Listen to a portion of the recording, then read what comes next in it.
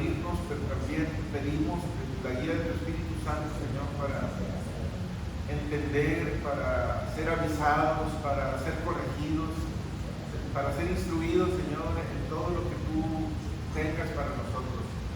Señor, que esta lectura nosotros podamos también tomar decisiones trascendentes e importantes para nosotros. Oramos en el nombre de Jesús. Amén. Una de las cosas que habíamos visto yo les había dicho de los ángeles que rodeaban el trono de Dios, y vimos algunos nombres, ¿verdad? Bíblicamente, solamente hay 2 ángeles nombrados, es Gabriel. Esos son los únicos que se nombran. Los demás no son bíblicamente nombrados. Es una tradición, ¿verdad? ¿Y por qué les enfatizo eso? No porque sea malo, porque vimos Uriel, vimos otros nombres que acostumbramos mencionar o poner como. Acuérdense que el prefijo, él tiene un significado en todos los nombres como Dios, ¿verdad? Se refiere a un atributo de Dios. Entonces, Gabriel, Gamaliel, Uriel, todo eso es hablando de Dios, ¿verdad? Todos los nombres que tengan esa terminación se refieren a Dios, ¿verdad? Pero yo les quise hacer esta aclaración porque también en la tradición judía hay otros ángeles que de repente pudieran aparecer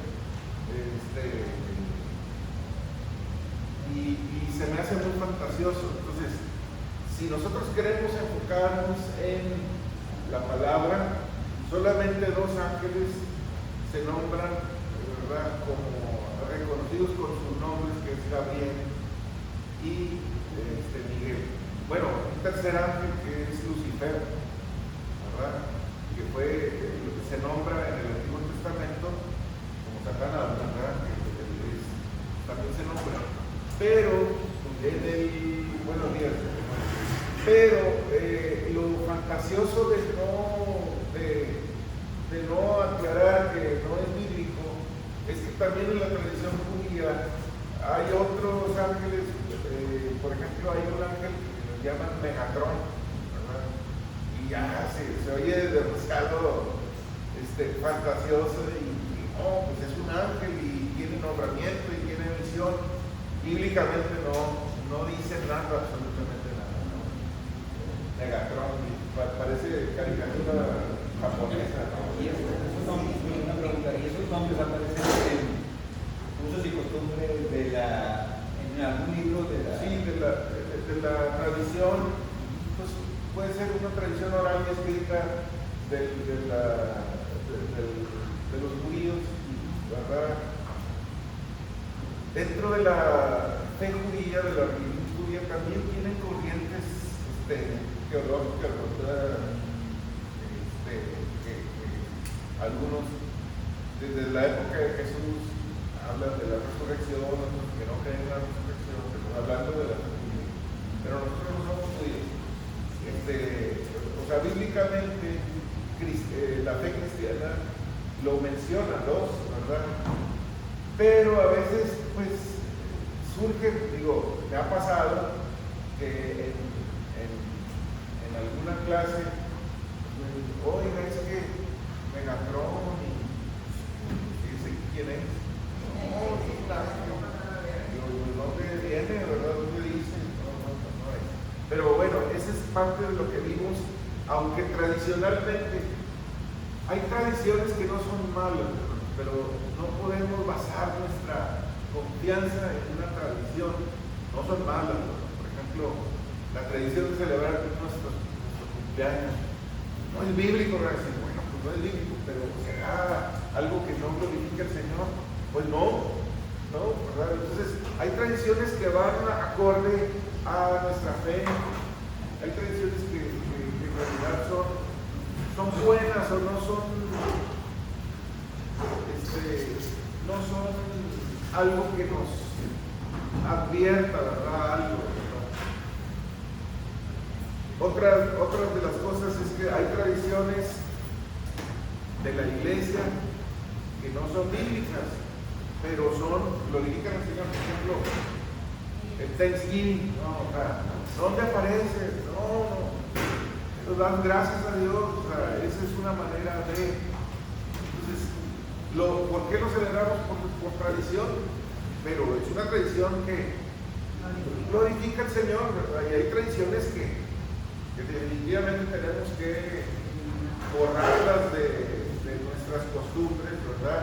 Porque algunas veces, ¿por qué veneras a la Virgen? Son tradiciones.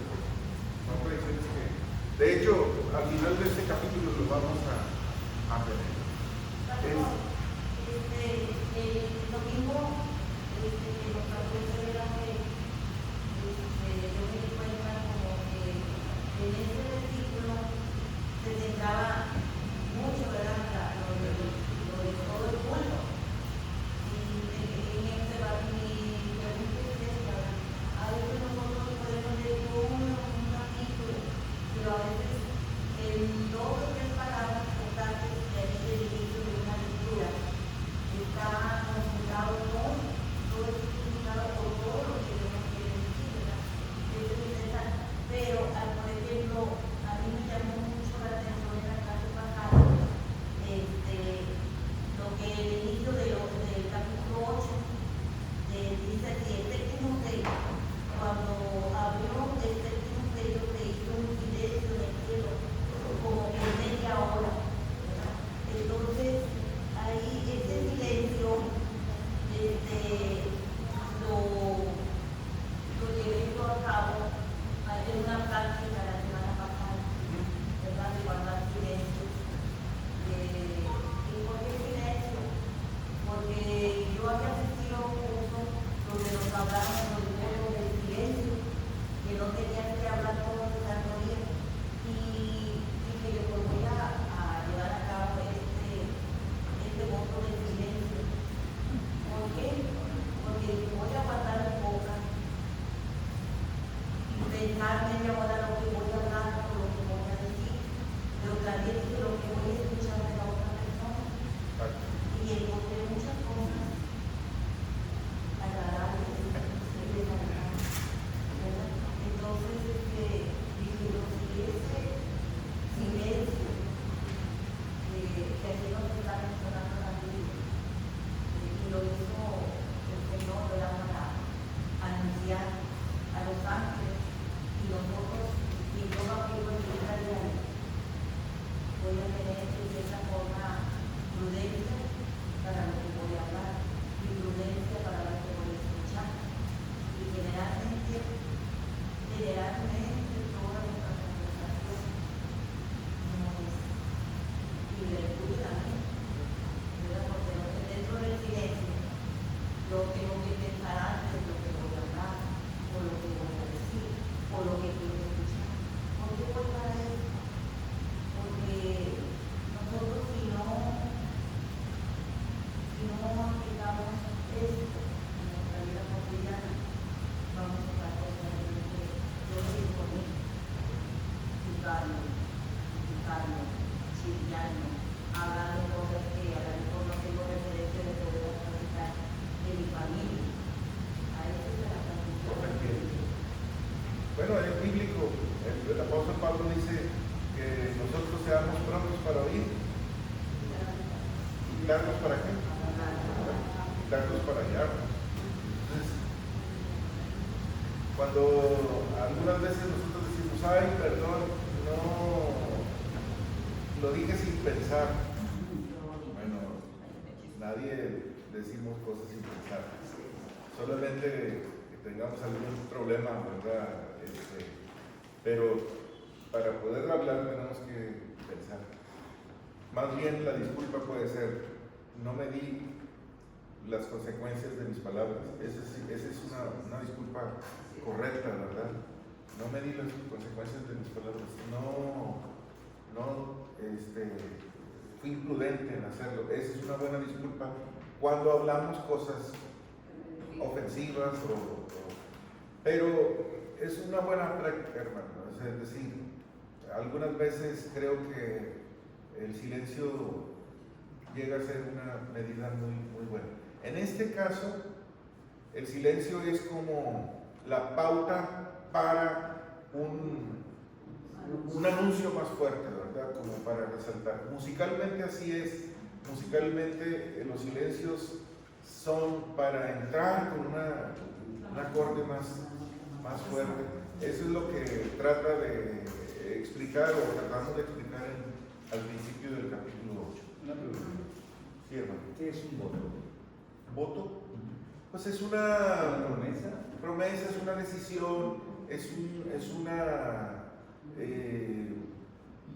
como condición para dejar de hacer algo, comprometernos a no participar en algo, ¿verdad? hacer algo o hacer algo. Sí, abstenerse de, ¿verdad? El voto nazareno, el voto de Sansón de no cortarse, rasurarse la cabeza. Nosotros, en general, pues, digo, nuestra fe nos lleva a ciertas cosas, ¿verdad? Que las tenemos no como votos, pero sí como internas, ¿verdad? No te inclinarás a ninguna imagen ni la adorarás. Es algo que se incluye en mi fe, ¿verdad? No necesito hacer una promesa especial porque mi fe en Cristo me hace no inclinar de nada, ¿verdad? Yo le voy a los Tigres. Un día me invitaron al estadio y el muchacho de la iglesia, aquí andaba César y no a lo mejor se fue a orar. Sí, me dijo, le regalo el pase, pastor. Ah, está bien, con ganas, ¿verdad? Son 500 pesos de boleto que me ahorraste. Resulta que el pase era para la porra de los libres y locos. Entonces yo estaba ahí, ¿no? Y se levantaron y ya no se volvieron a sentar. Entonces yo me tuve que levantar, ¿verdad? Para ver el juego. Ellos no ven el juego, ellos nada más cantan. Y los olores ahí, olvídense, pura hierba amarga ahí. Pero empezaron a cantar, yo, como aficionado a las porras. Entonces los cantos son: yo doy mi vida por ti, estoy dispuesto a morir por mi equipo. Entonces yo digo, no, eso yo no lo canto. Yo no estoy dispuesto a cantar. O sea, soy aficionado, pero no de voto. No, o sea, mi fe no me permite declarar algo, ¿verdad? Que ocupe el lugar de Dios. Yo no doy mi vida por mi hijo, ¿verdad? No la doy, ¿verdad? Y no estoy dispuesto a sacrificarme por algo, ¿verdad? Como tan trivial como un equipo de fútbol, ¿no? Yo doy mi vida por Cristo. En ese aspecto podemos ser aficionados, pero cuidado con lo que declaramos, ¿verdad? Porque es un voto como incluido ¿verdad? En algo. Mi fe me mueve a ser completamente entregado a mi Señor. Le seguimos, hermanas, me permite para seguirle ahorita, sí, porque no hemos empezado la clase. Nos quedamos con las trompetas, sí, nos quedamos con las trompetas. Capítulo 8, versículo 6. No hay mucho, los voy a mencionar para ir avanzando en aspectos más. Por ejemplo, la primera trompeta, hermanos, dice los 7 ángeles que tenían las 7 trompetas se dispusieron a tocarlas, ¿verdad? Y el primer ángel tocó la trompeta y ahí empieza, hubo granizo y fuego mezclados con sangre. Hubo granizo, fuego mezclados con sangre. Y algo característico de esta trompeta, bueno, yo podría resaltar el granizo, el fuego y la sangre, ¿verdad? Son elementos que aparecen. Y solamente se destruyó una tercera parte de los árboles y la hierba verde. ¿Sí? Vamos a avanzarle para ir como definiendo cuál es el común denominador de cada trompeta. La segunda trompeta, el segundo ángel tocó la trompeta y como una gran montaña ardiendo en fuego fue precipitada en el mar y la tercera parte del mar se convirtió en sangre. Y murió la tercera parte de los seres vivientes que estaban en el mar y a la tercera parte de las naves fue destruida. Esa es la segunda trompeta, ¿verdad? Entonces afectó el mar y la tercera parte del mar se convirtió en sangre, o es en apariencia eso. Y algo que yo pudiera resaltar, distinguir,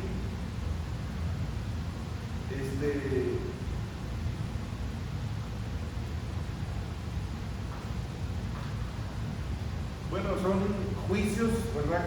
Que van apareciendo otra vez la tercera parte del mar y la tercera parte de los seres vivientes. De nuevo, no es una destrucción total, lo vimos, ahorita lo vamos a tocar de nuevo. Luego el tercer ángel tocó la trompeta y cayó del cielo una gran estrella, ardiendo como una antorcha, y cayó sobre la tercera parte de los ríos y sobre las fuentes de las aguas. Aquí el tercer ángel cayó ya no sobre el agua salada, sino en el agua dulce. Y esta parte dice que lo que cayó del cielo fue como una gran estrella.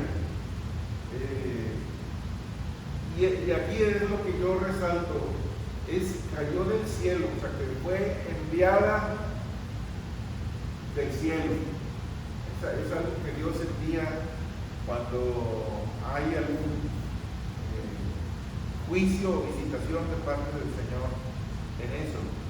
Sigue el tercer ángel en este efecto, dice, y el nombre de la estrella es ajenjo, y la tercera parte de las aguas se convirtió en ajenjo, y muchos hombres murieron a causa de esas aguas porque se hicieron amargas.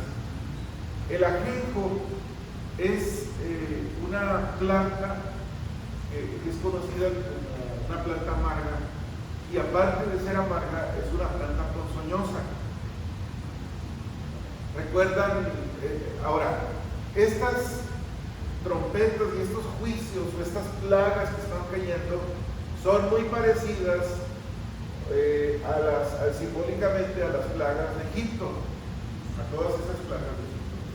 Entonces, o a algunas situaciones que el pueblo de Israel también pasó en el desierto. ¿Recuerdan las aguas en el desierto, las aguas del Mara? ¿Verdad? Que estaban amargas y Dios las convirtió en luz. Pero el ajenjo era una parte, y aquí aparece ya afectando a los seres humanos en el tercer ángel, ¿verdad?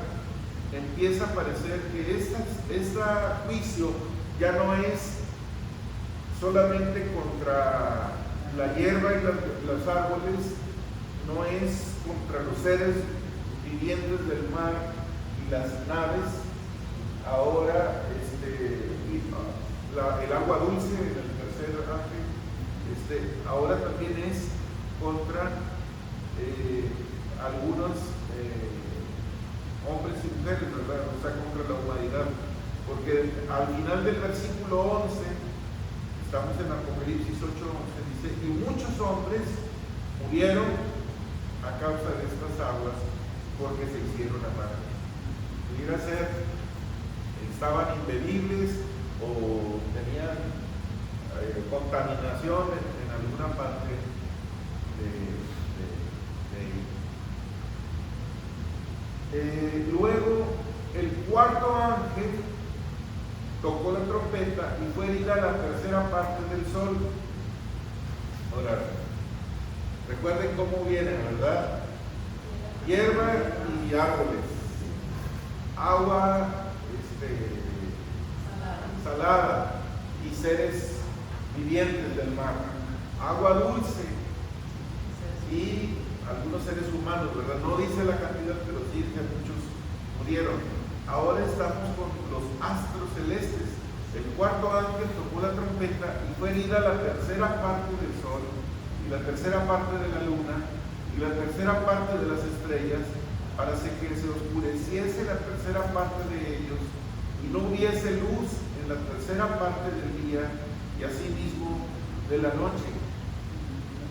Entonces, el cuarto ángel es contra los astros celestes. Muy probablemente yo no entiendo cómo se puede oscurecer la tercera parte de la tierra, pero lo que me llama la atención es la disminución de la capacidad de iluminar. Eso sí, yo no sé si vaya a ser una sombra o una parte de la tierra quede como eclipsada, como así un eclipse, pero lo que describe aquí es la disminución de la capacidad de iluminar, ¿verdad? Ahora, ¿qué con esto en este cuarto ángel, verdad? Habla de oscuridad, o sea, de tinieblas, de oscuridad, de penumbra. ¿Qué simboliza la oscuridad para nuestra fe? ¿Qué simboliza la oscuridad?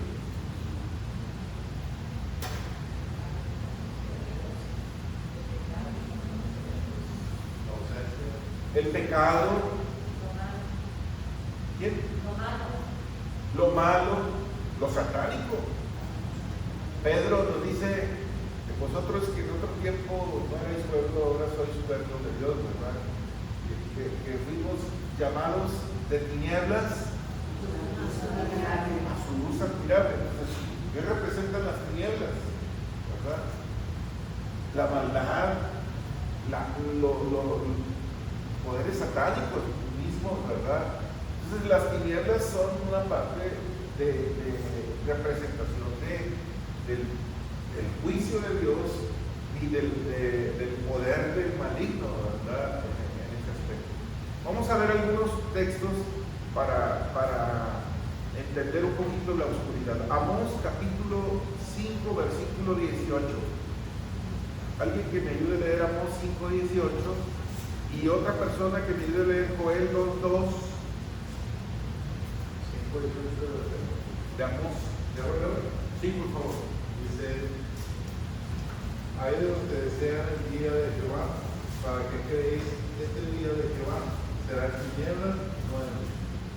Las tinieblas en Amós 5, 18 son de juicio, ¿verdad? El día del Señor será tinieblas, ¿verdad? Juicio. Habla de juicio de Dios sobre la tierra. Joel 2:2.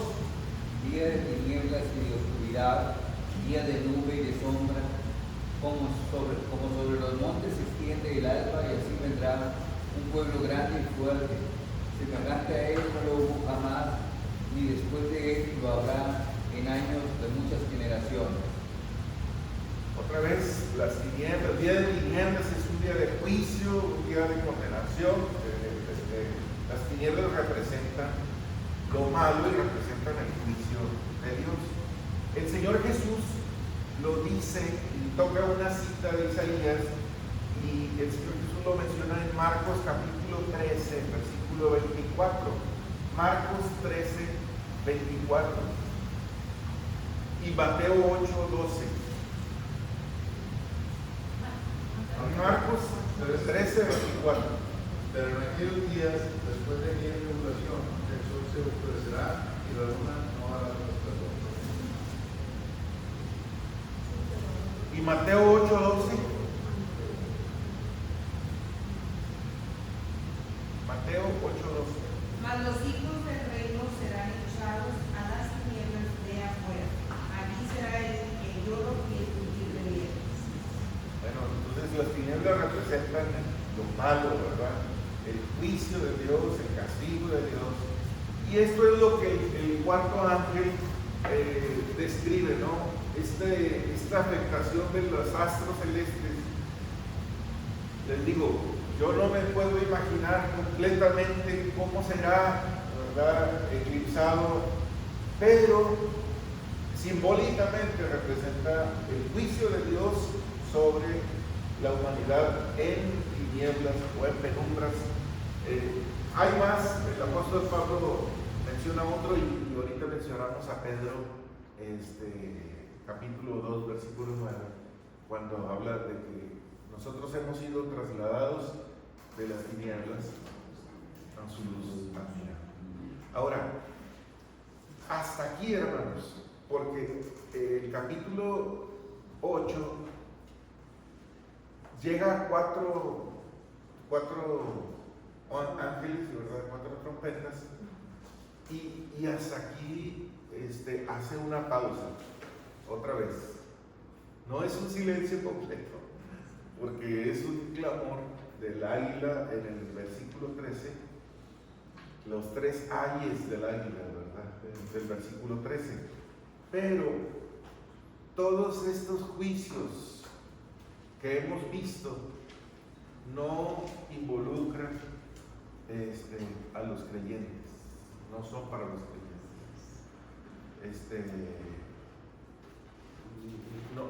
No es algo que nosotros tengamos que tener, porque recuerden, ahorita lo vamos a ir comprobando, que son como una advertencia del arrepentimiento de los que no se han arrepentido, ¿verdad? De los que no se han arrepentido. Entonces, aún cuando son difíciles, no temamos. El versículo 13, alguien me ayude a leer Apocalipsis 8:13. Y miré y oí a un ángel volar por el medio del cielo diciendo a gran voz: ¡ay, ay, ay! De los que moran en la tierra, a causa de los otros toques de trompeta que están para sonar los 3 ángeles.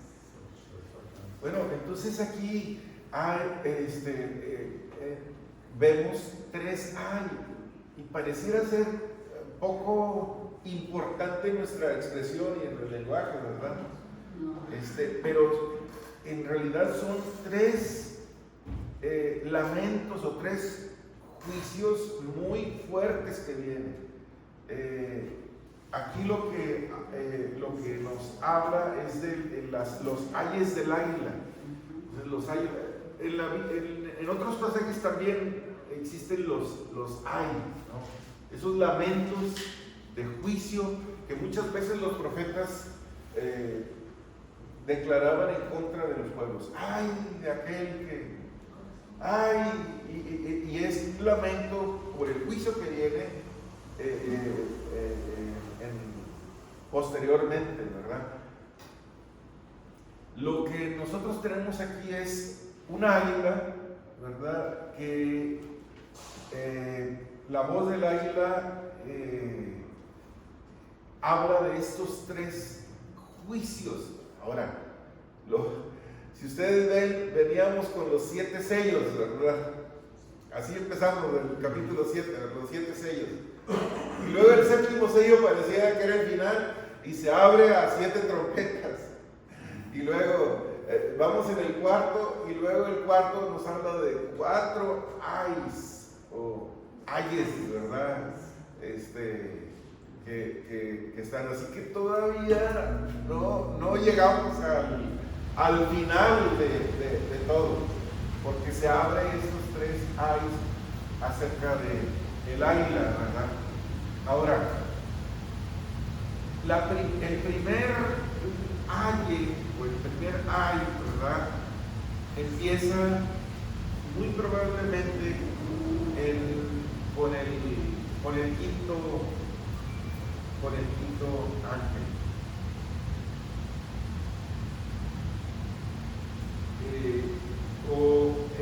Aparece con lo que vamos a leer en el capítulo 9, del versículo 1 al versículo 12. Ese es el primer lamento, el primer ángel. Sí. Por ejemplo, ¿por qué si ángel es un mensajero, el dice, el griego es águila? ¿Qué se diferencia del significado? A ver, dígame el concepto completo. No, nada más dice, la antigua palabra griega para ángel y águilas son muy cercanas. Esta forma se escribe. Bueno, puede ser una manera de interpretarlo, porque el águila en la literatura apocalíptica tiene mucho simbolismo, o sea, no necesariamente es un ángel. Vamos a ver, porque precisamente en este pasaje vamos a diferenciar si es una estrella o un ángel también, o sea, como mensajeros malignos o ángeles malos que vienen a destruir. En este caso no tiene mucho trascendencia, porque el águila es un animal que en la literatura apocalíptica, que es lo que estamos viendo, la literatura apocalíptica tiene muchos simbolismos, ¿verdad? En esto y de juicios, es muy mencionada. Por ejemplo, en Ezequiel 1:10, en Daniel 10, en Ezequiel 10:14 y en Daniel 7:4. Si quieren leer uno nada más, Ezequiel 1:10. Pastor, como Habacuc relaciona la águila como rapidez y destrucción. Rapidez y destrucción. O sea, es como están diciendo los aires, ¿verdad? Es como si yo voy en arriba del carro con un caballo y va a recio, y yo lo quiero parar. ¡Wow! O sea, a lo mejor quiso decir ¡wow! Y luego ya cuando veo que el caballo no se va a parar, entonces, ¡ay, de mí! ¿Qué me va a pasar si no se para? O sea, voy a ir al precipicio. O sea, entonces yo así, entonces, porque es como dice, ¿verdad? Cuando yo sí no quiero parar, ¡ay! Pero no es lo peor. Ya cuando veo que no lo detengo, ¡ay! El problema del águila, hermanos, es que pareciera ser que lo que viene es peor. O sea, los 4 trompetas que vimos no se comparan con la destrucción que viene en las otras 3, ¿verdad? Entonces, por eso es como, digo, no es el silencio, pero es una advertencia de un animal simbólicamente frecuente en la literatura apocalíptica, como es el águila. ¿Quién me ayuda a leer Ezequiel 1:10? Ezequiel 1:10 dice: y el aspecto de sus caras era de cara de hombre, y cara de león al lado derecho de los 4, y cara de buey a la izquierda de los 4. Asimismo, había en los 4 caras de águila. Es un animal muy recurrido o muy tomado en los simbolismos apocalípticos, ¿no? Entonces, ahorita vamos a ver un poquito más, digo, en cuanto a, es un animal simbólico. Tal vez vamos a tratar de distinguir si son verdaderos ángeles los que vienen enseguida. Sí, hermana. Hasta ahorita que hemos visto las 4 trompetas, ha sido el juicio para fenómenos naturales. A partir del 5º punto se refiere el ángel como hay 3 veces donde viene algo más fuerte y que a partir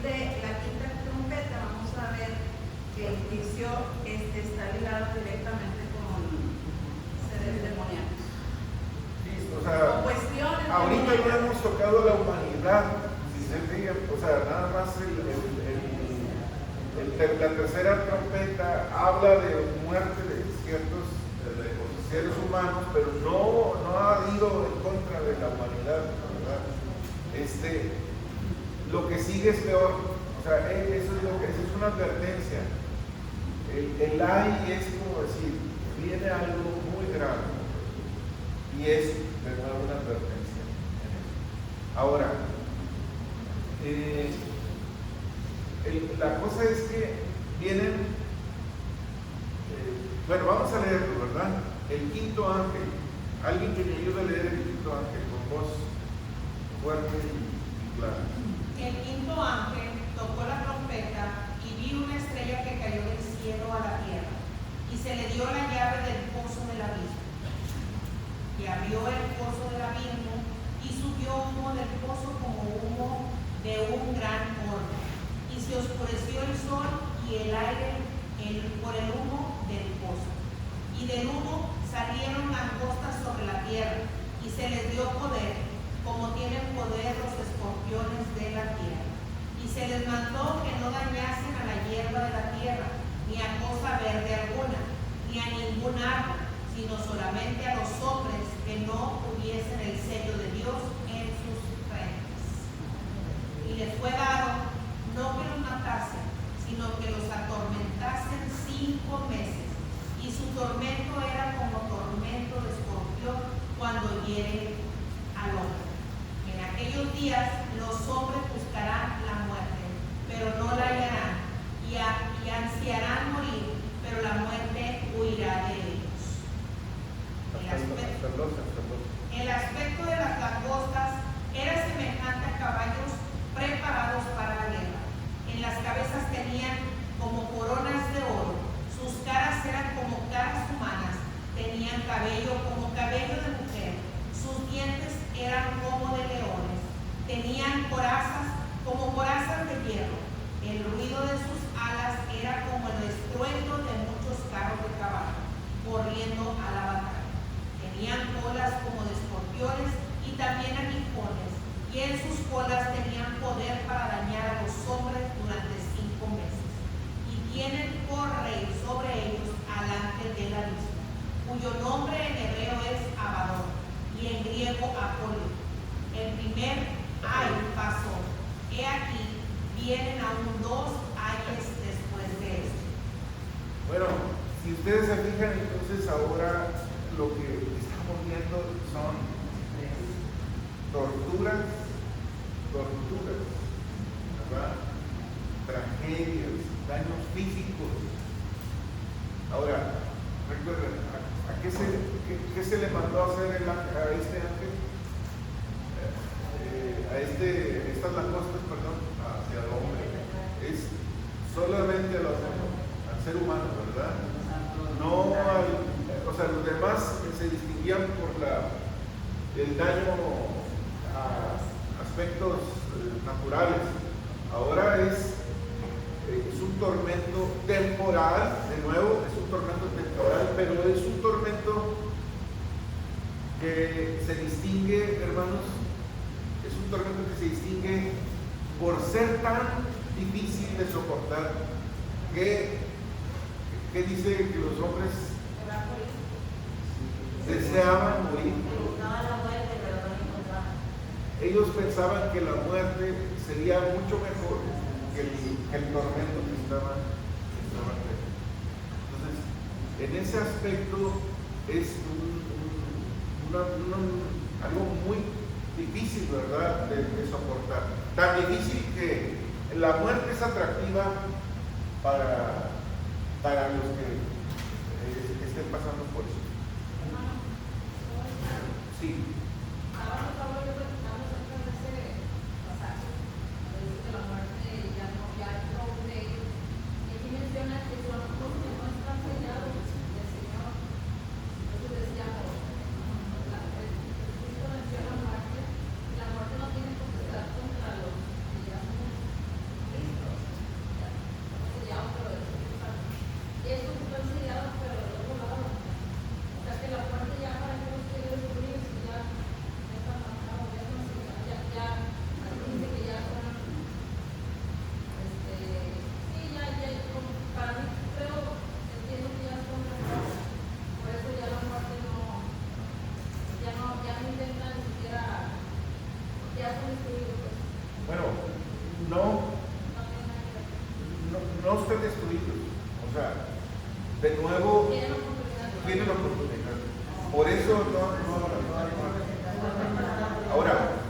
de nuevo aquí toca el tema.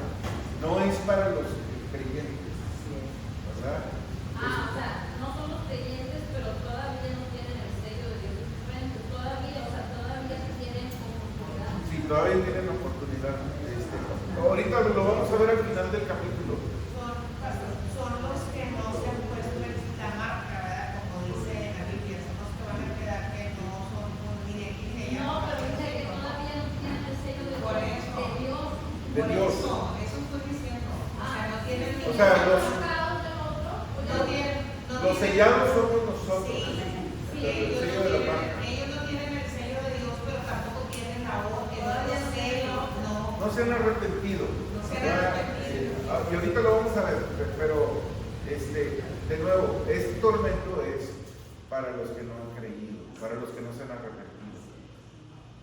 ¿Hay oportunidad? Sí. Lo vamos a ver al final del capítulo, ¿verdad? Lo toca, incluso lo toca muy, muy puntualmente.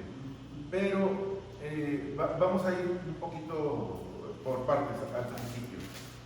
Algo que quiero compartirles es acerca de, bueno, esta estrella que cayó del cielo.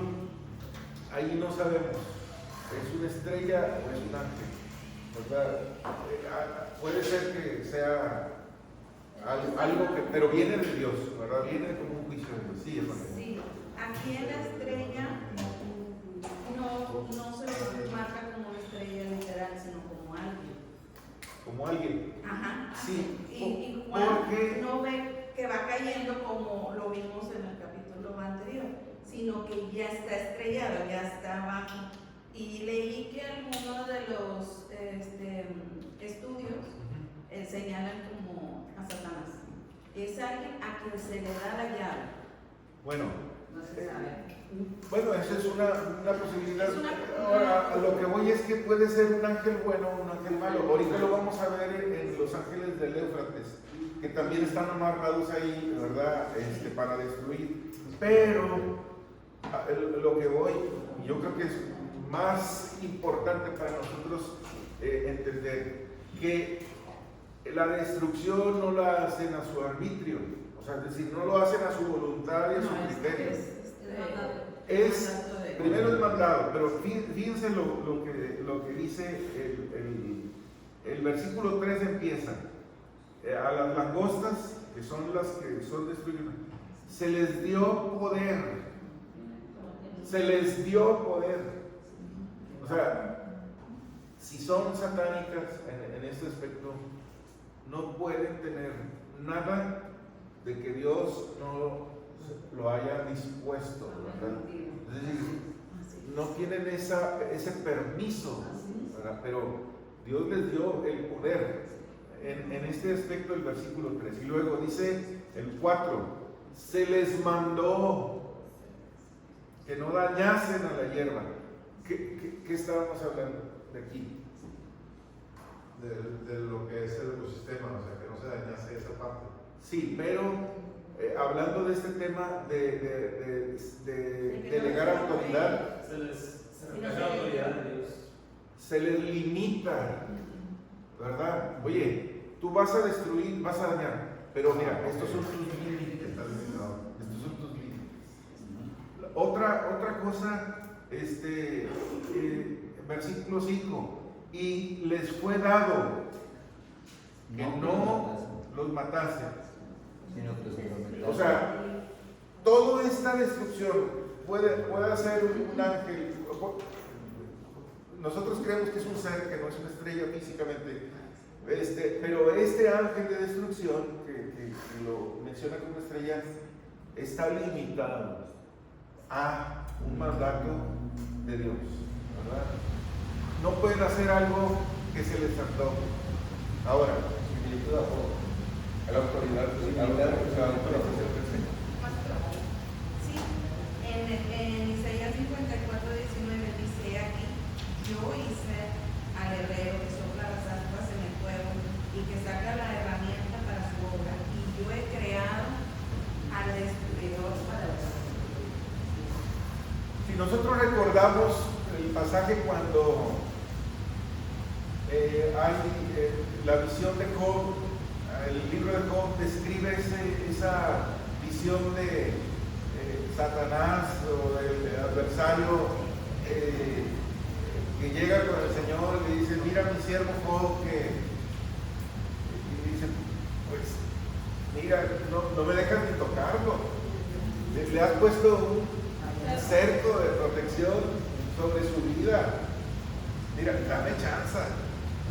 Ahora, por eso nosotros no creemos en el yin yang, ¿no? De que es una fuerza mala y una fuerza buena equivalente y ahí están dentro de la naturaleza. No. Nosotros creemos en un Dios todopoderoso, ¿verdad? Y bajo ese dominio de Dios incluye Satanás como un fiscal, como un acusador, como un adversario, pero no es un poder igual contrario, no. ¿Recuerdan ese simbolismo del yin yang que es un negro y otro blanco, ¿verdad? No, es un poder que es dado por Dios, ¿verdad? Y que se somete, se tiene que someter, que está limitado, que se le pone orden y se le da restricción, ¿verdad? Se le dio autoridad, se le dieron las llaves, o sea, eso habla del poder del Señor. Incluso en el juicio, eso es algo muy interesante, ¿no? Algo más les iba a decir, pero se me va la onda ya. Entonces, eso es algo interesante, hermanos. No hay nada que... yo les decía, cuando la carta de Santiago habla, ¿tú crees que Dios es uno? Bien haces, porque los demonios también creen y tiemblan. Ahora, ¿cuál es la diferencia entre un demonio y un creyente? ¿Verdad? ¿Cuál es la diferencia? Bueno, los dos estamos sujetos, como creación de Dios estamos sujetos a la autoridad de Dios, pero uno voluntariamente por obediencia y otro por imposición. O sea, ellos no quieren, pero son sometidos a la fuerza, ¿verdad? Pero nosotros hemos cedido nuestra voluntad. Señor, soy tuyo. Ahora, esa es la obediencia, esa es la diferencia. Que voluntariamente nosotros hemos entregado nuestra vida y nuestra voluntad al Señor. Muy bien, seguimos. Estamos en el capítulo 9, versículo 13. Ahí vamos, ¿verdad? Ok, sí, la estrella, ya vimos la estrella que cae, que es muy probablemente luego viene del abismo, es donde salen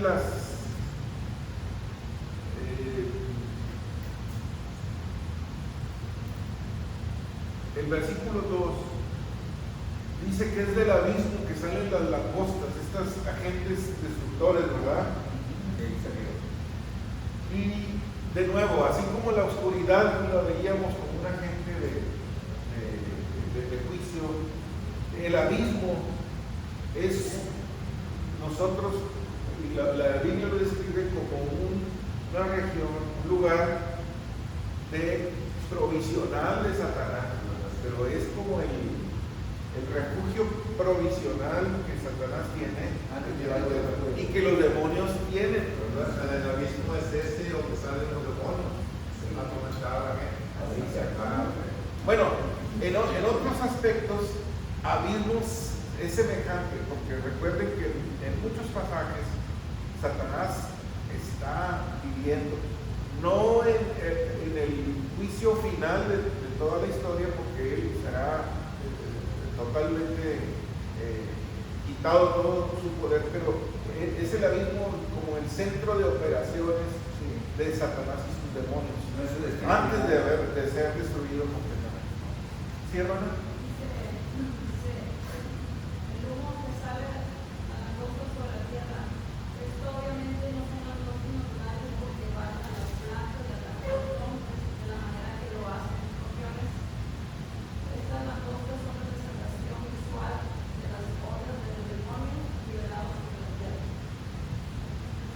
digo, no es una langosta, pero es algo que, ¿de dónde viene? Versículo 1 habla del abismo, 9:1. Versículo 2 habla del abismo, se abrió el pozo del abismo. El versículo 1 dice que se le dio la llave a este agente angelical o celestial, podría ser, o satánico, como la estrella que cae, ¿verdad? Se le dio las llaves del abismo. Versículo 2, ¿verdad? Versículo 11. Estamos en el capítulo 9 de Apocalipsis. Dice, y tienen por rey sobre ellos al ángel del abismo. Al ángel del abismo es Abdón, y en griego Apolión. Es el mismo, pero fíjense, Abdón, Abadón, sí, que es muy parecido. Tengo aquí los significados. Uno es destrucción, Abadón, Abadón es destrucción o ruina, ¿verdad? Ese es en Abadón. En Napoleón en griego es exterminador o destructor, es decir, es bastante parecido, ¿verdad? Abadón es en hebreo, aquí lo menciona, y significa destrucción o ruina. Y Apolión, que es en griego, ya es como un exterminador o destructor.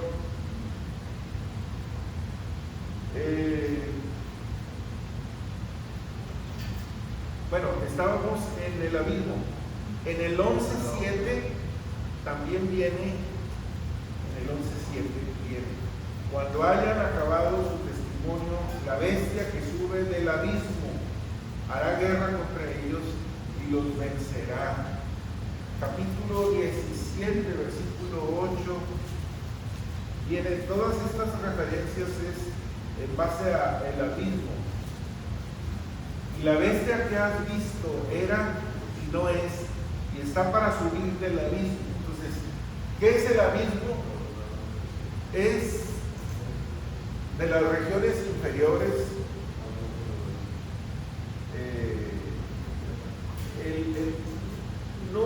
no pudiera decir un lugar físico, no pudiera declarar que es un lugar físico, pero es un sitio, ¿verdad? Estamos hablando espiritualmente, ¿verdad? Representado, ¿verdad? Porque pero cuando hablamos de lo divino, es un sitio del centro de operaciones de Satanás, es la morada de los demonios, ¿verdad? Que están ahí, ¿verdad? Temporalmente. Es que en la Biblia habla, Dios está en lo alto, ¿sí? Y el enemigo está en el abismo, la parte opuesta, ¿sí? Lo veo así de una manera más gráfica. Sí, alzaré mis ojos a los montes, ¿de dónde vendrá mi socorro? ¿Dónde está Dios? Sí, Bueno, sí lo entendemos, mentalmente así, ¿verdad?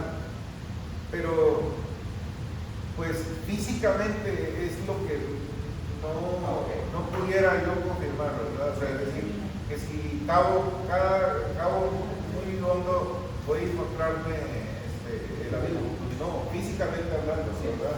Entonces, estamos hablando de una representación espiritual de lo que proyección completamente entendemos. O los astronautas, ¿hasta dónde van? Pues no sabemos hasta dónde. Pero son sitios espirituales, ¿verdad? Pues, ¿puedo leer el 17:8? Sí.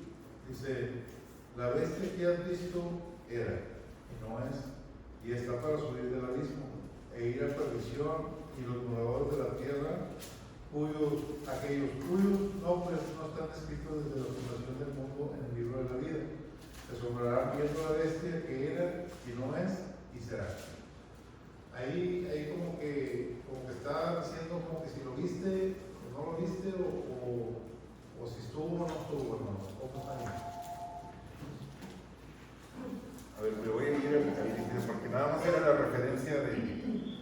del abismo, 17:8. Y esta para subir del abismo e ir a la perdición, y los moradores de la tierra, aquellos cuyos nombres no están escritos desde la fundación del mundo en el libro de la vida, se asombrarán viendo la bestia. Que era y no es y será. Sí, o sea, aquí habla de la incredulidad de los incrédulos. De los incrédulos.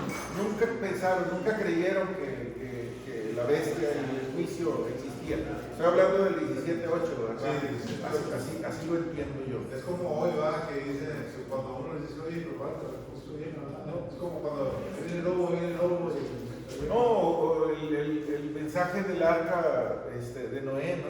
Como en los tiempos de Noé que se les predicó, no creyeron, ¿verdad? Hasta que ya el juicio estaba ahí. Ahora, hermanos, el juicio de Dios en todos estos pasajes son para los incrédulos.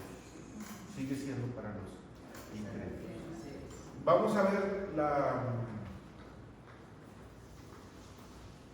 la sexta trompeta. ¿No el 13? Sí, el 13. Y yo creo que le damos, es hasta el 21, ¿verdad? Ya. Sí. Ahorita voy a buscar algo que se me está perdiendo.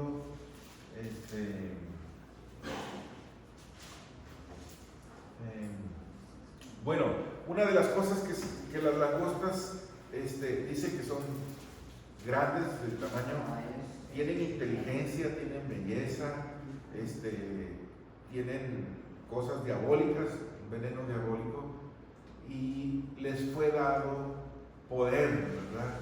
Les fue dado poder. Ahora, el versículo 11 y el versículo 12 dice que estas langostas tienen un líder. Ese líder es Apolión, ¿verdad? Es Abadón y es Apolión. Ese es el líder. O sea, estas langostas, que son agentes diabólicos de destrucción, tienen su comandante, ¿verdad? Su líder, Abadón y Apolión. Pero, ¿quién serán estas langostas? Bueno, para este tiempo la iglesia ya no va a estar, o porque se veía una posibilidad de inteligencia artificial, o sea, que también puede ser utilizada por los demonios, porque se vean más, ¿verdad? Y ahorita la gente está bien metida con los niveles de inteligencia y todo eso. Viene a ser, no sé. Viene a ser. De hecho, yo soy un holograma, a mí no estoy.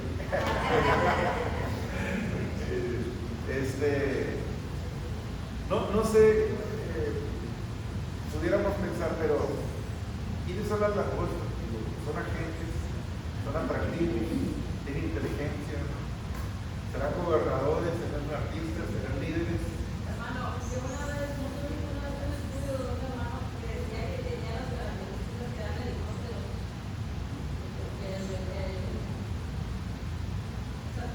Que la corona y el pelo de la gente. Pero tienen mando y tienen inteligencia. O sea, podríamos inferir, pero creo que son seres. Sí, creo que son seres. O sea, creo que son agentes. Creo que no son aparatos, sino que tienen mandato, tienen voluntad, tienen orden. No sé. Ahora, vamos aquí en el versículo 12, concluye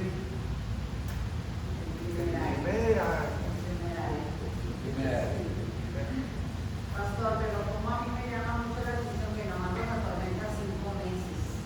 Nomás 5 meses, yo digo que yo no aguantaba ni un mes. Pues para que me estén atormentando, o sea, nomás 5 meses. pero no es para usted. No, pero yo digo así, o sea, yo sé que esto es lo que nos enseña, ¿verdad? Que el Señor es dando oportunidad para que se arrepientan, o sea, el Señor es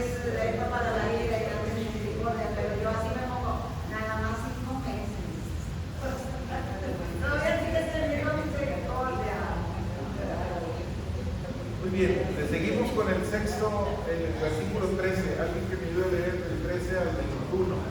El sexto ángel tocó la trompeta y oí una voz de entre los cuatro cuernos. Entre los cuatro cuernos del altar de oro que estaban delante de Dios, diciendo al sexto ángel que tenía la trompeta: desata a los cuatro ángeles que están atados junto al gran río Éufrates. Y fueron desatados los cuatro ángeles que estaban preparados para la hora, día, mes y año, a fin de matar a la tercera parte de los hombres. Y el número de los ejércitos de los jinetes eran 200 millones. Yo oí su número. Así vi en visión los caballos de sus jinetes, los cuales tenían corazas de fuego, de zafiro y de azufre, y las cabezas de los caballos eran como cabezas de leones, y de su boca salían fuego, humo y azufre.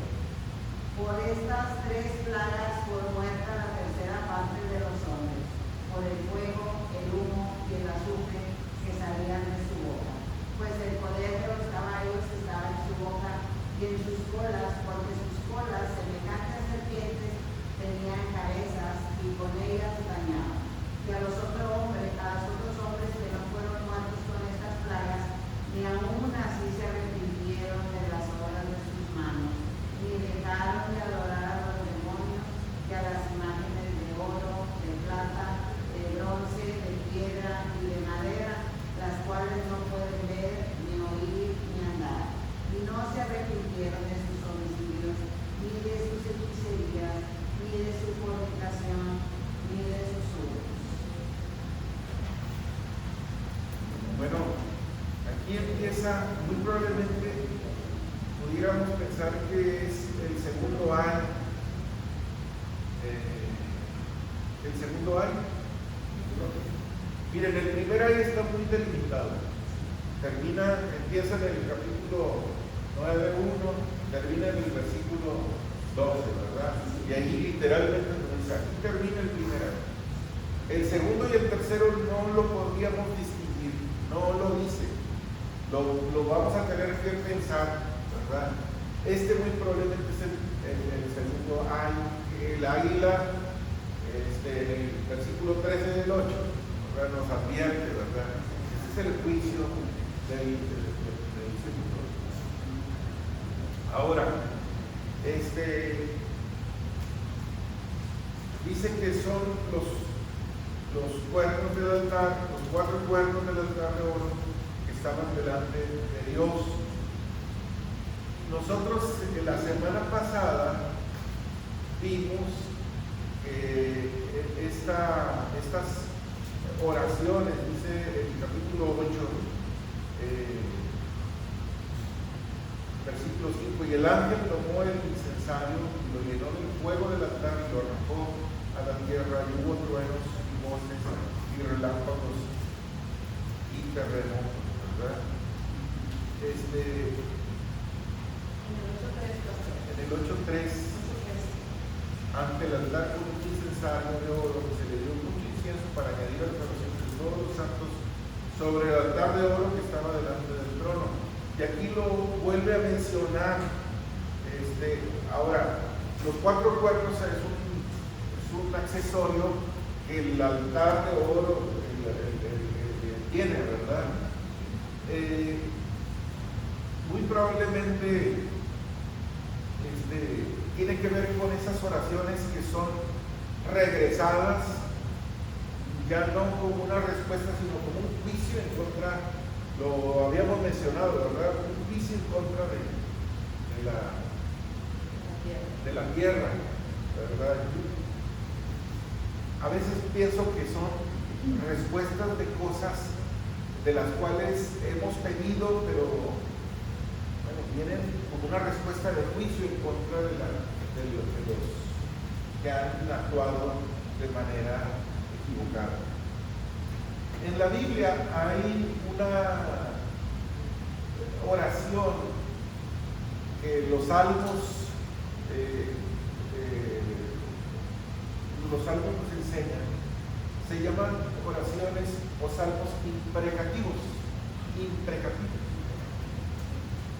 Los salvos imprecativos es como declarar juicio en contra de, ¿verdad? O el castigo en contra de algunas personas, ¿verdad? Algunos salmos son crueles cuando hablan de el enemigo, ¿verdad? Bastante crueles. Pero la oración imprecativa para nosotros, aunque existe, hermanos, se aplica muy probablemente a sistemas opresores, a gobiernos, a culturas, a costumbres que son totalmente contrarias e injustas. Ahí sí yo pudiéramos aplicar la oración imprecativa, es decir, por ejemplo, la iglesia ha ayudado para que en la India una costumbre que tenían en la India en contra de las niñas, en contra de las mujeres, o en África hay una circuncisión que le hacen a las mujeres, ¿verdad? En su adolescencia. Son cosas aberrantes que no podríamos nosotros aceptar más que declarar que el Señor las destruya, las desaparezca completamente de esta mala idea, mala cultura. Incluso la iglesia pudiera participar en la esclavitud, por ejemplo. La esclavitud es algo aberrante, es de lo más vergonzoso que pudiera haber, ¿verdad? Entonces, la iglesia no podemos quedarnos y tenemos que orar para que el Señor destruya esos sistemas opresores, injustos, que son indignos para la mujer, indignos para los niños, para el ser humano en sí, ¿verdad? Y tomar acciones, ¿verdad? Hermanos, estamos viviendo en un sistema tan corrupto. Hay ciudades que están corrompidas completamente, ¿verdad? No hay ley. Y sin mencionar nombres, pero volteen alrededor, ¿verdad? La iglesia está llamada para decir: Señor, destruye estos sistemas que oprimen nuestra ciudad completamente, que nos tienen sumidos en la corrupción completa y en la corrupción moral, de todo tipo, económica, de todo.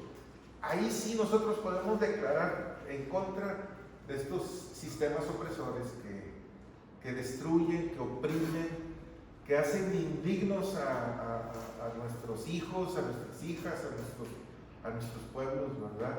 O a otros pueblos. El año pasado, le voy a apagar para que se oye mucho ruido. El año pasado, mi hija y mi esposa participaron en un campamento en África, porque culturalmente invitan a todas, es una tradición que van a las niñas y las circuncidan no sé si es en Sudán o por ahí, las circuncidan y entonces hicieron un campamento de niñas para que ellas no asistieran a los festivales y que pudieran librarse, ¿verdad?, de esa costumbre totalmente indigna, ¿verdad?, para un ser humano e incluso para una niña o para una mujer, ¿verdad? Entonces, sí tenemos que estar listos y preparados para este tipo ahí sí poder hacer una oración imprecativa, ¿verdad?, contraria, para pedirle al Señor que Él tome el control. Lo digo en referencia a esas oraciones que leímos, que suben al altar, pero que son vertidas en juicio en contra a la tierra, ¿verdad?, en juicio en contra de la tierra. Yo pienso que es así. En algún momento la iglesia va a ser usada para enviar juicio en contra de, aparentemente, hermanos, esto es interminable, nadie puede con estos poderes que gobiernan en nuestra ciudad, pero bueno, aparentemente. Pero el Señor tendrá juicio, ¿verdad?, con ellos. Y nosotros somos parte de los agentes de cambio para esta ciudad. Mencionó que la iglesia seremos parte de enviar esa petición. De esos salmos imperatorios. Sí, parte de promover el cambio, ¿verdad? No nos toca a nosotros enjuiciar, pero sí poder declarar que Dios envíe, ¿verdad? Sí, no enjuiciar, esas pero, oraciones. Me refiero a decirles. Sí, a declarar en oración, ¿verdad? Destruye el Señor estos poderes que gobiernan, opresores, que son... se refería en oración. En oración. Sí, en oración. En el Salmo 82 que estaba leyendo, que dice, Jehová está en la reunión de los dioses.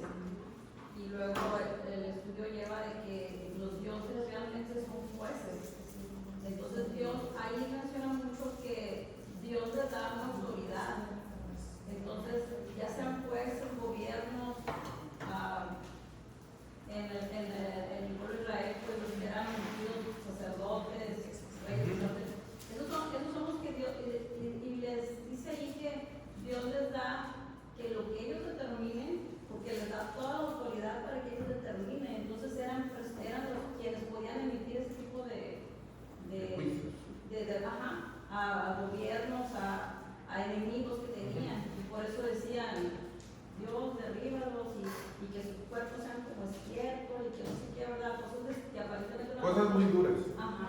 Sería igual en la actualidad, también los gobiernos son los que pueden decir que al final de cuentas Dios les va a demandar a ellos, o sea, porque Dios sí, estoy bien. Yo creo que Dios nos ha dado un llamado como iglesia a despertar, ¿verdad? Estamos esperando a que el gobierno sea el que haga, el que sea sensible, el que traiga, el que quite la corrupción. Yo no veo. Pero por lo que decía usted que nosotros, por ejemplo, nosotros ya no oramos como entonces podían orar ellos, ¿verdad? Contra esos salmos. Sí, yo lo que digo es que la oración, cuando nosotros hacemos así, una oración imprecativa, es en contra de los sistemas opresores, ¿verdad? Lo podemos hacer y creo que es un deber nuestro poder declararle que el Señor destruya, ¿verdad?, esa autoridad cuando identificamos cosas que no. Algunas veces el Señor nos va a enviar para poder ayudar, ¿verdad? La iglesia cristiana ha sido un agente de cambio para esta costumbre, por ejemplo, las costumbres que en India, cuando no recuerdo muy bien, era que si moría el marido, si la mujer quedaba viuda, ella tenía que suicidarse, o sea, es decir, porque ya no tenía marido, entonces ella tenía que suicidarse. Entonces, oye, pues, ¿por qué? Si murió el marido, ¿verdad? Y la iglesia cristiana fue un agente de cambio para quitar esas costumbres culturales que eran obligadas, ¿verdad? Como una costumbre obligada. Hay culturas que no sirven y son totalmente injustas y tenemos como iglesia que hacerlo. Les digo esta situación de África, pero hay infinidad de cosas, ¿verdad? Nuestra iglesia, nuestra ciudad tiene otra problemática, ¿verdad?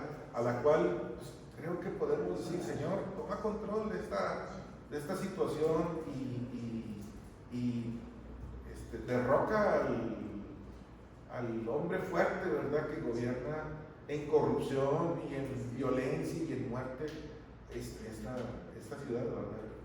Pero a veces esperamos que los gobiernos civilizados vengan, pues al final No, son parte de la solución. Ahora vamos, ya nos faltan 6 minutos.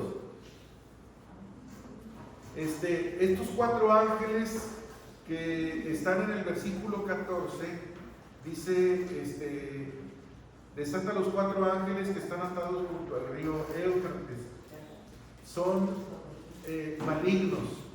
Estos 4 ángeles son malignos, no son como los 4 ángeles del capítulo 7, ¿verdad?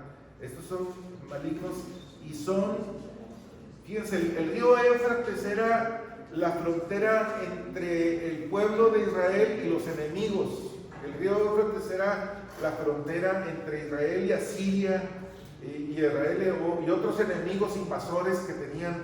Entonces, bueno, el mandato de estos 4 ángeles fue destruir, ¿verdad? ¿Dónde está el mandato? Estaban preparados para la hora, el día, el mes y el año a fin de matar a la tercera parte de los hombres, ¿verdad? Y con un ejército de ellos, de jinetes, eran 200 millones. ¿Cómo lo van a hacer? Dice que en estas plagas van a usar ahora el fuego, el humo y el azufre. Fuego, humo y azufre. Probablemente son guerras, pero son destruir en esto. Ahora, terminamos con esto, hermanos. A partir del versículo 20. Y los otros hombres que no fueron muertos con estas plagas, dice, ni aún así se arrepintieron de las obras de sus manos. Ni aún así se arrepintieron. Es decir, estamos viendo, ¿para qué eran todas estas plagas? Para que se arrepintieran. Pero dice que ni aún así se arrepintieron de estas plagas. Así que tenemos un versículo 20 que habla del juicio de los que no se arrepienten. Ni dejaron de adorar a los demonios y a las imágenes de oro, de plata, de bronce, de piedra y de madera, las cuales no pueden ver, ni oír, ni andar.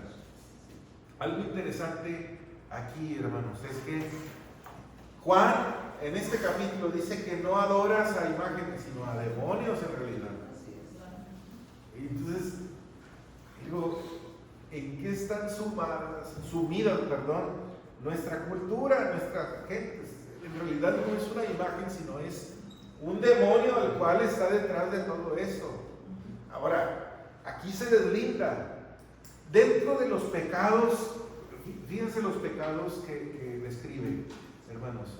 El versículo 21, no se arrepintieron de sus homicidios, ni de sus hechicerías, ni de su fornicación, ni de sus hurtos, ¿verdad? Es decir, compara a estos pecados con la idolatría del versículo 20, que en realidad lo que está tratando de decir, hermanos, es que es un demonio el que está detrás de esto. Ahora,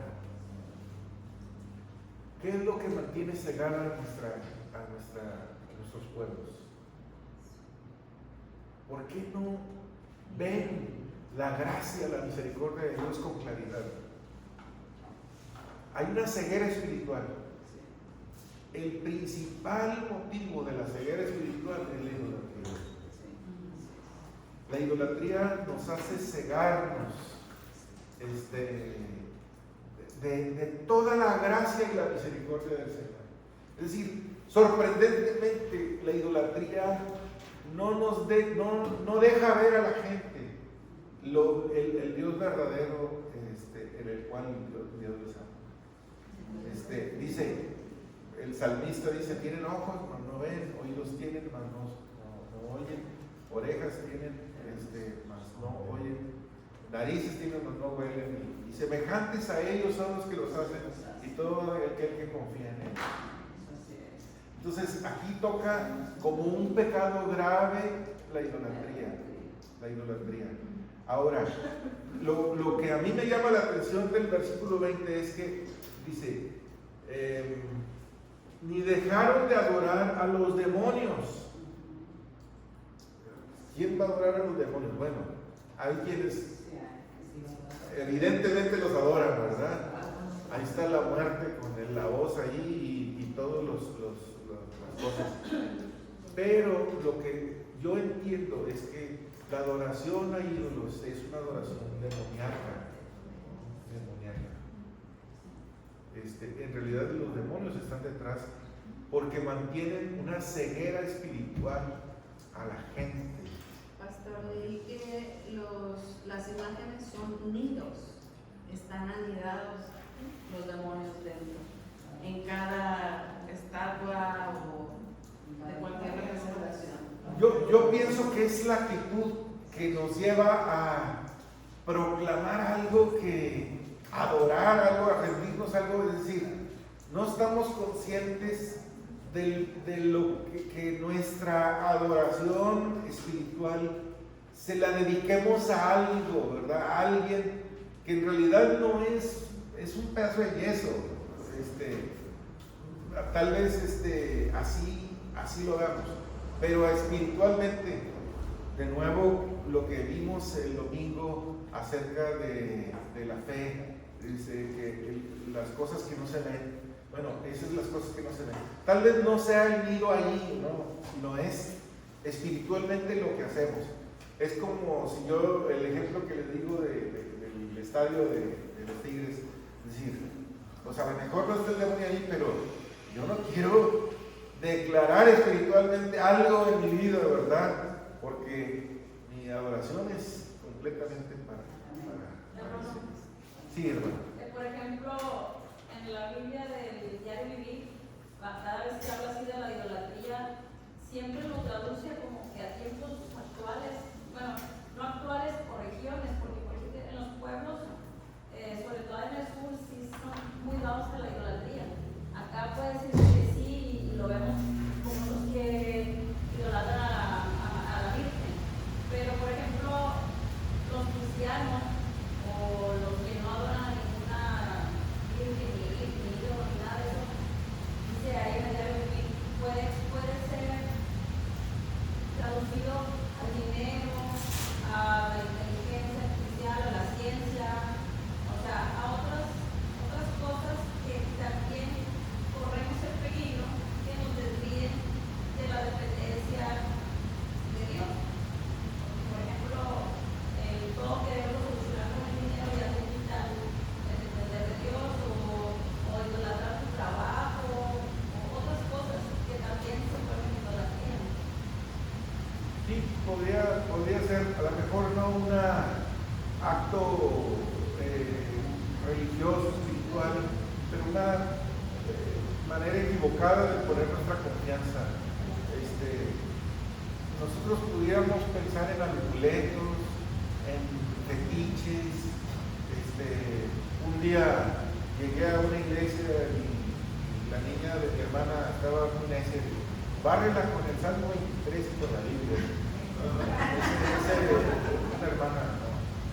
Agarra la Biblia y dale una Biblia leyendo el Salmo 23. Entonces, es como la combinación entre lo ocultismo y la fe cristiana. El sincretismo se llama, que cuando se mezcla la fe cristiana con prácticas, sí, pero así está la iglesia, los matachines, todos esos es el sincretismo, ¿verdad? De los ídolos indígenas, aztecas y prácticas de los chamanes, ahora cristianizados a cosas mezcladas, ¿verdad?, con la fe cristiana. Pero bueno, lo que podemos nosotros tener claro, hermanos, para terminar este capítulo es toda la idolatría es un culto a los demonios y es un culto satánico. Así lo maneja Juan, ¿verdad?, en este pasaje. Y bueno, también habla de homicidios, hurtos, fornicación y hechicerías, magia, todo lo que tiene que ver con la magia, y que nosotros a veces por tener una mente abierta y no ser fanáticos en aspectos, le damos cabida a cosas en nuestra casa, muy inofensivos, varas mágicas. Hace poco me invitaron a una casa y la muchacha, la hija de una de las, traía una vara mágica, ¿verdad? Retorcida, y no, es que me la dieron, y no, pues digo, esto nada que ver con nuestra fe, ¿verdad? La dueña de la casa era cristiana, y para estar aquí tienes que quemarlo, ¿verdad? Ahora se nos ha dado una cultura inofensiva, ¿verdad? De Harry Potter y todos los hechizos y conjuros que vienen, no son compatibles para nada con nuestra fe, y son representantes de las tinieblas totalmente. Es exaltar a los demonios y las magias y a las hechicerías. Ni los horóscopos, ni las limpias, nada de eso, hermanos, son compatibles con nuestra fe. Y las películas de terror, un día algunos hijos de unos amigos, no, es que andábamos viendo El Conjuro, no, está padre, porque estoy viendo El Conjuro, o sea, ¿de qué se trata?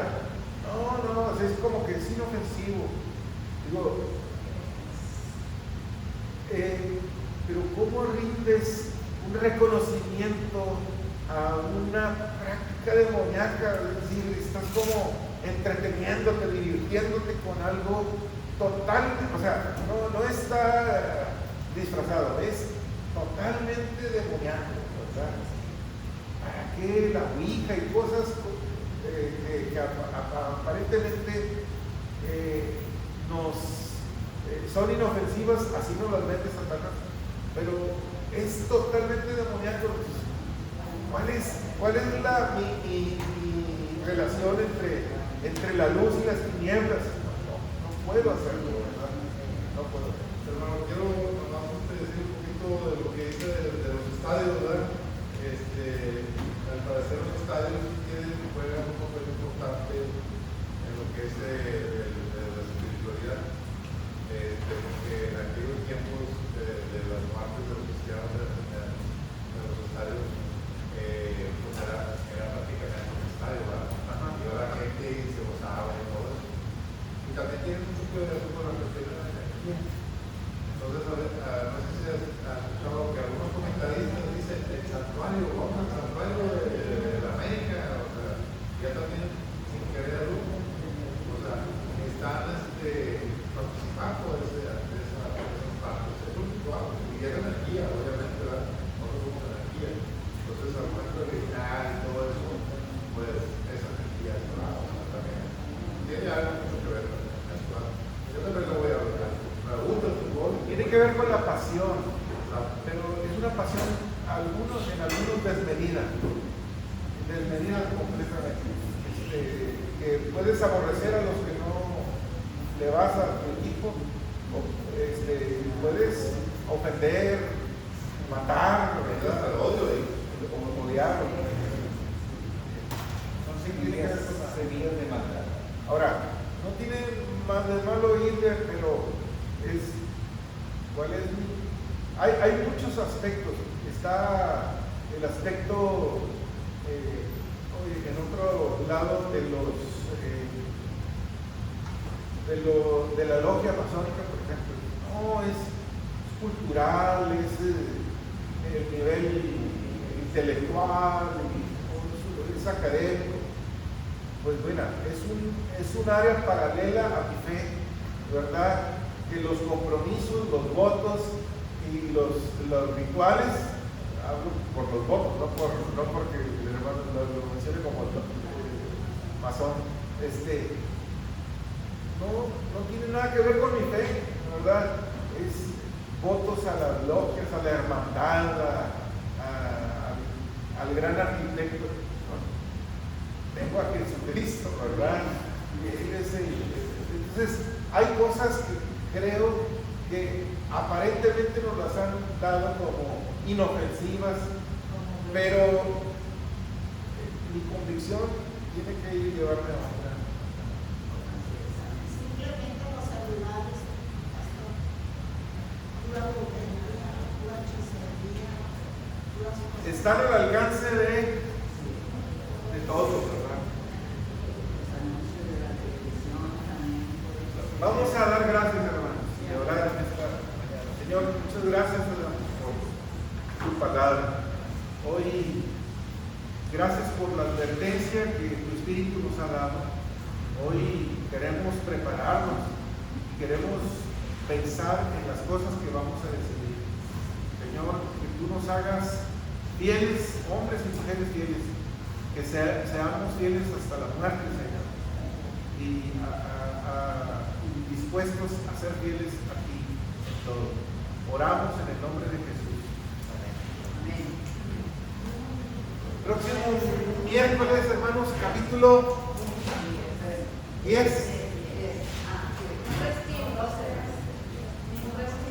Respiro. Por los juicios. Todavía seguimos con los ayes, ¿verdad? Todavía no terminamos los ayes.